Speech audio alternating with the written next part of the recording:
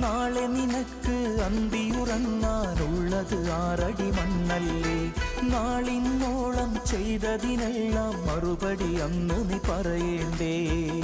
നിന്നെ ചതിക്കുന്ന ദുനിയാവിത് കണ്ട് മയങ്ങേണ്ട കനവാണിത്.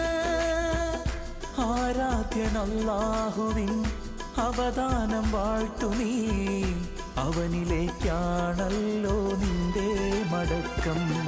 പിന്നെന്തിനാ നിനക്ക് കൊതി ദുനിയാവിൻ ലഹരി.